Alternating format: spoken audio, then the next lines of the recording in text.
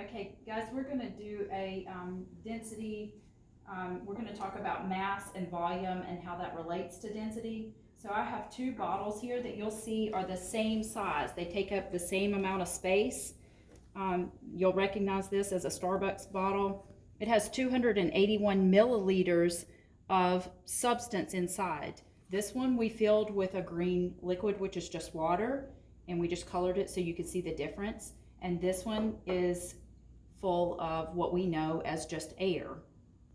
So now I'm going to take the mass of each of those. Since we know that these have the same volume, they take up the same amount of space, let's find out the mass. So I'm going to place the one with the green water on the triple beam balance that you guys remember from your measurement lab. And I have to max it out at 500 grams.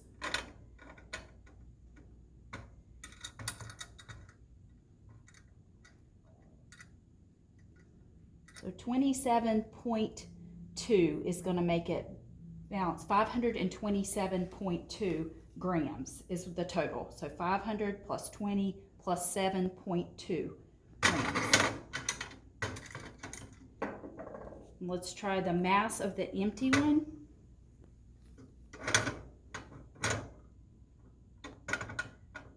So I went to 210, then I'm going to move it over the ones place to 212.2, tips the balance, to 212.2 grams is the one that's just full of air.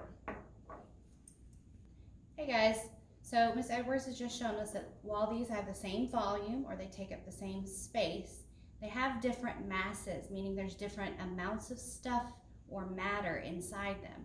So the green jar of water here has 315 grams of mass or stuff inside of it that this empty jar does not. So we're going to see what happens when we place these items in water.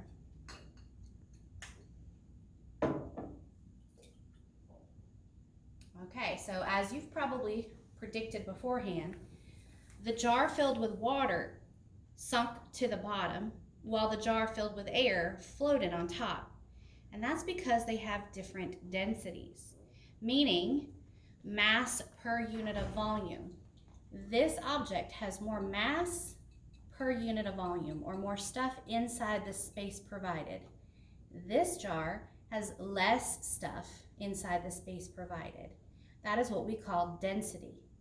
If the density of an object is more than the density around it, it sinks. If the density is less than the substance it's around, it floats. We sink here on Earth because our density is more than the air around us.